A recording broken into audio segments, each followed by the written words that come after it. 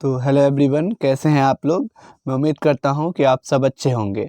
तो आज के इस वीडियो में हम लोग देखेंगे एनसीईआरटी गणित क्लास 10th का प्रश्नावली 3.4 के प्रश्नों को, क्योंकि हम लोगों ने 3.3 का जो है सारा वीडियो कर लिया है, जो आप प्लेलिस्ट में जाकर बड़े ही आसानी से देख सकते हैं, या फिर मैं प्लेलिस्ट का लिंक जो है डिस्क्रिप्शन में दे दूँगा और आप वहाँ से भी देख सकते हैं। तो यहाँ देखिए, इसमें दिया गया है कि निम्नलिखित समीकरण नो के युग्म को विलोपन विधि तथा प्रतिस्थापन विधि से हल कीजिए और कौन सी विधि अधिक उपयुक्त है वो आपको बताना है। तो देखिए, पहला प्रश्न दिया गया है कि x + y = 5 और 2x - 3y = 4। तो चलिए हम लोग इसे सॉल्व करते हैं। तो पहला प्रश्न है, देखिएगा कि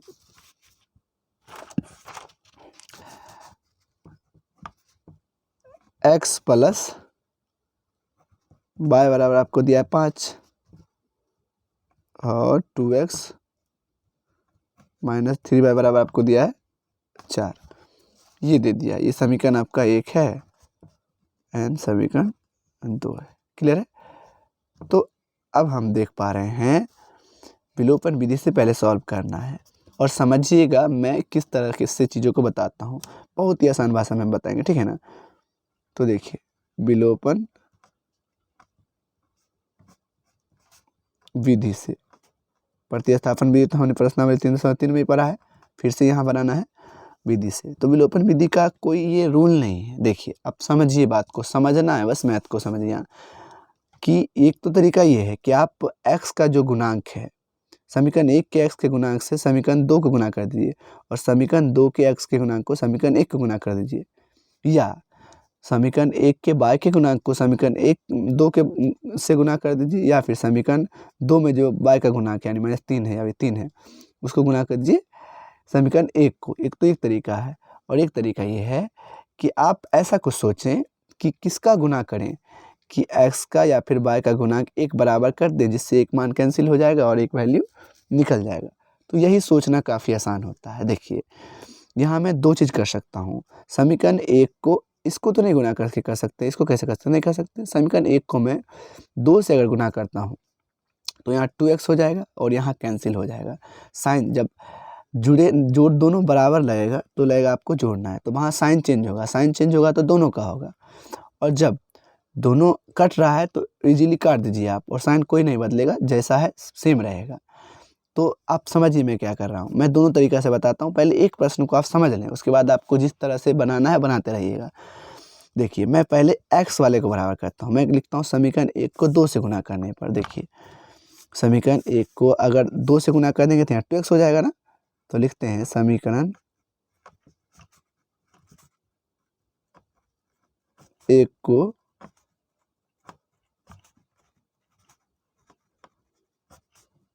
2 से गुणा करने पर।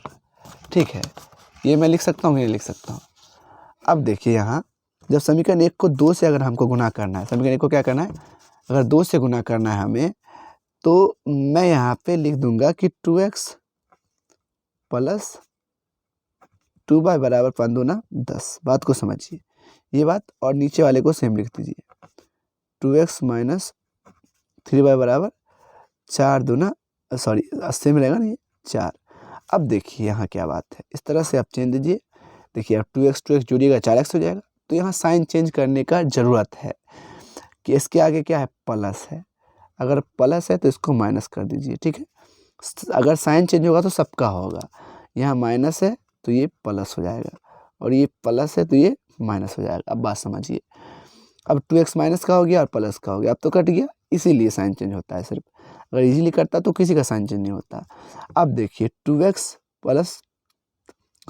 2y और 3y बराबर कितना y, 5y बराबर 10 में से जो है आपका 4 गया तो क्या बचा, 6। यानी y बराबर क्या निकल गया, 6/5। अब समझिए बात को, यहाँ क्या हम कह रहे हैं, ये y का मान 6/5 निकल गया। अगर मैं अभी क्या करता हूँ, y के गुणांक को बराबर कर देते हैं। मैं लिखता हूँ समीकरण 1 को जो है अभी 3 से गुणा करते हैं, 3 से गुणा किसको, समीकरण 1 को, समीकरण एक को, मतलब कि आप दोनों तरीका से एक को एक ही तरीका से बनाइएगा, हम बता रहे हैं बस इसको। अगर मैं 3 से गुना करता हूँ तो क्या हो जाएगा, 3x प्लस 3y बराबर 15, नीचे वाले को सेम बता दीजिए, 2x माइनस 3y बराबर 4।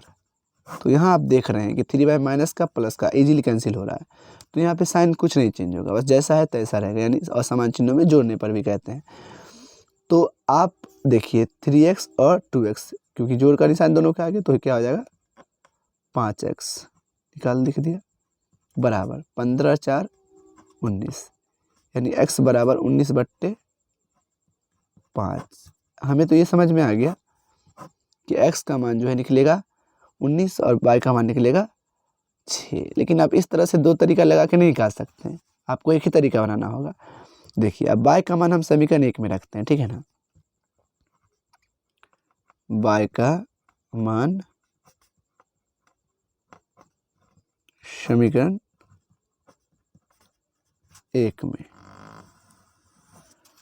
अगर y का मान समीकरण 1 में रखते हैं तो x प्लस y बराबर 5 होता है, ठीक है ना।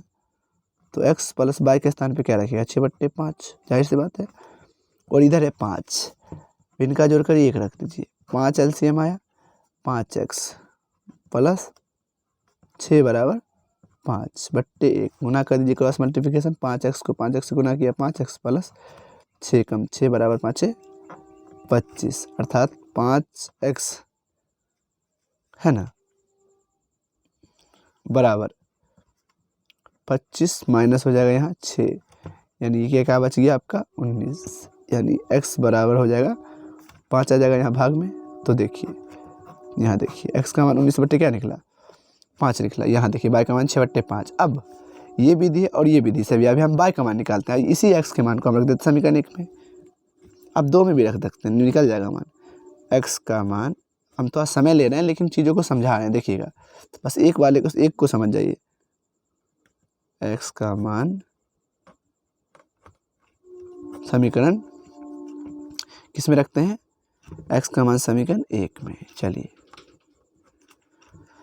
तो एक क्या है, x प्लस y बराबर क्या है 5 है, यानी x के स्थान पे आप 19/5 रखिएगा ना, और y/1 कर दीजिए, भिन्न का जोड़, यहाँ 5 लिखिए।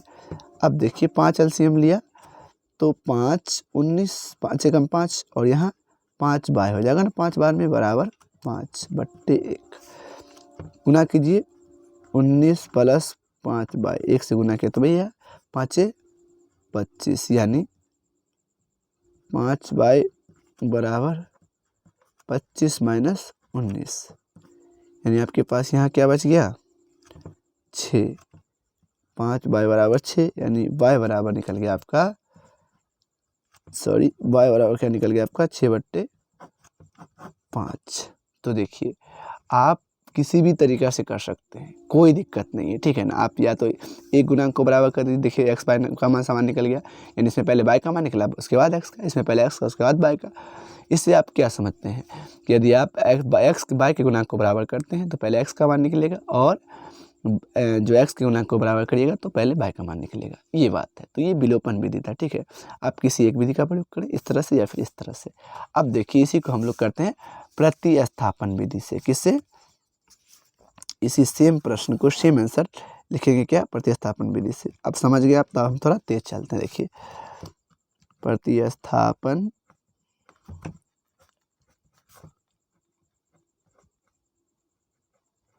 विधि से, ठीक है ना। तो प्रतिस्थापन विधि का अपना ही रूल है, यानी समीकरण 1 या दूसरे समीकरण 3 बना दीजिए, जिससे जैसे करना आपको, कोई भी छोटा समीकरण जो लगे उसको उठा के आप समीकरण 3 बना दीजिए। हम लिखते हैं समीकरण 1 से, यहाँ समीकरण 1 से लेते हैं, ठीक है।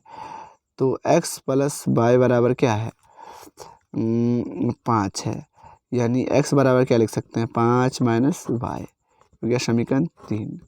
और इसको 1 से बनाए हैं तो इसका मान जो 1 में तो नहीं रख सकते, 2 में रखेंगे, तो लिखेंगे x का मान समीकरण 2 में रखने पर कोई दिक्कत नहीं। समीकरण 2 है 2x माइनस 3y बराबर 4। 2 इंटू एक्स के स्थान पे क्या रखिएगा 5 माइनस वाई, और यहाँ माइनस 3y जो है उसको रहने देना है, और यहाँ 4 को लिख देना है, ठीक है ना। तो अंदर गुना करिएगा 10 माइनस 2y है ना, और माइनस 3y बराबर 4। तो यहाँ हो गया माइनस का 2y माइनस का 3y, यानी 2 और माइनस 3 बराबर माइनस का 5y बराबर 4। माइनस का हो जाएगा इधर 10 आ जाएगा संख्या वाले की तरफ, माइनस का 6 बचा, माइनस का 5y, माइनस से माइनस कैंसिल हो गया, यानी y बराबर क्या निकल गया 6/5। समझ रहे हैं आप। अब इस y का मान क्या कर देते हैं समीकरण 3 में रख देते हैं, आंसर निकल जाएगा। अब y का मान समीकरण 3 में रखने पर, यानी x बराबर वहाँ है 5 माइनस y, यानी बात ये कि 5 माइनस 6/5, भिन्न का जोड़ कर बट्टा में 1 डाल दिया, यानी 5 और 1 एलसीएम 5, 5 बार में तो 25 माइनस 6, 5 एकम 5 तो 6, तो घट गया, तो 19 बट्टे क्या निकल गया आपका 5, यानी जो x का वैल्यू है ये क्या निकल गया आपका 19/5। तो आप इस प्रकार से बड़े आसानी से निकाल सकते हैं, और ये मैं उम्मीद कर सकता हूँ कि मैं आपको जो हूँ समझाने में सफल रहा हूँगा, ठीक है ना। अब चलिए देखते हैं दूसरे प्रश्न को। तो जी हाँ दोस्तों, दूसरा ये प्रश्न रहा, चलिए इसे सॉल्व करते हैं। तो जो है यहाँ दिया गया है 3x प्लस 4y बराबर 10 और 2x माइनस 2y बराबर क्या दिया है 2। तो चलिए देखते हैं, हम लोग विलोपन विधि से सबसे पहले देखेंगे। तो चलिए देख लेते हैं विलोपन विधि से। तो यहाँ लिखेंगे जो है समीकरण, अगर हम क्या करते हैं, अगर बराबर करना है तो समीकरण ये तो 1 है और ये 2 है, तो समीकरण अगर हम 2 को क्या करते हैं 2 से गुना कर देंगे तो इसका गुणक बराबर हो जाएगा ना। तो जहाँ पॉसिबल है वही काम करेंगे, इसमें तो इसको करने से नहीं पॉसिबल है। तो यहाँ देखिए समीकरण 2 को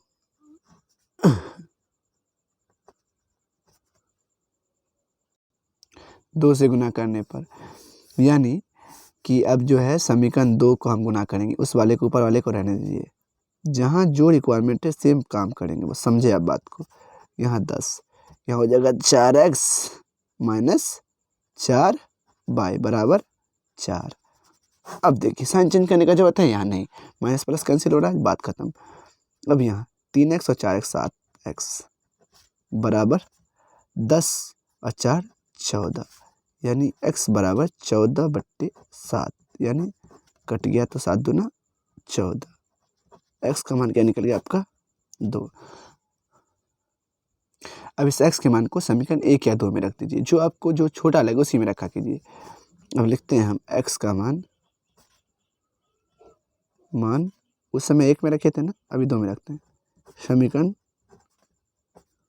2 में रखने पर, यानी 2x माइनस 2y बराबर 2 है, 2 इंटू 2 है ना, इसके साथ रख दिया 2 बराबर 2, यानी माइनस 2y बराबर, यह तो 4 हो जाएगा, माइनस के साथ जाएगा 4, तो यहाँ माइनस का 2y और माइनस का 2, माइनस से माइनस कैंसिल, y बराबर 2 आपका आ गया 2, कट गया, y का मान क्या आ गया आपका 1। इस प्रकार से देख सकते हैं। अब हम इसी को क्या करेंगे प्रतिस्थापन विधि से हल करें। अब हम सेम चीज़ को प्रतिस्थापन विधि से सॉल्व करते हैं, है ना। देखिए प्रतिस्थापन विधि से चलिए हम लोग कर पाएंगे। देखिए हम लिखते हैं समीकरण 2 से, समीकरण 2 से, तो समीकरण 2 से लिखते हैं। तो यहाँ 2x माइनस 2y बराबर 2 है, तो 2x बराबर क्या हो जाएगा 2 प्लस का हो जाएगा यहाँ 2y बराबर x बराबर क्या आ गया 2 प्लस 2y/2 है ना जी। तो ये समीकरण ये आ गया आपका 3। अब इस x का मान को क्या रखते हैं समीकरण 1 में, क्योंकि हमने 2 से 3 बनाया है। x का मान समीकरण 1 में, यानी 3 गुने x के स्थान पे क्या रख देंगे 2 + 2y/2। इसको इस प्रकार से घेर भी सकते हैं। प्लस का निशान है, 4y है वहाँ 4y, और उसके बाद 10 है तो 10 यहाँ से दिख रहा है।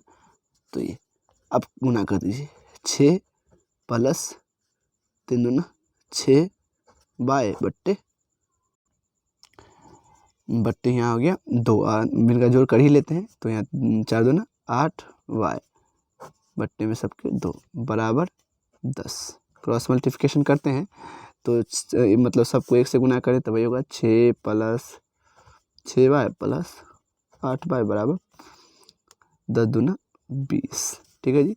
6y और मतलब ये y कितना हो गया 14y, 8 14 बराबर 20 - 6 बराबर आपका निकल गया 14, यानी y बराबर 14/14 कैंसिल हो गया, यानी 1।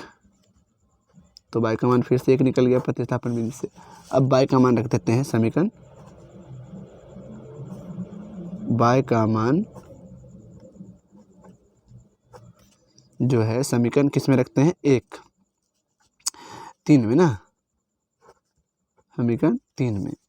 तो वो है x बराबर 2 + 2y/2, यानी 2 + 2 गुने y का मान 1 है बट्टे में 2, यानी 2 + 2/2 यानी 4/2, यानी 2 से 2 कैंसिल 2 दूना 4, यानी x का मान जो निकल गया आपका क्या निकल गया 2।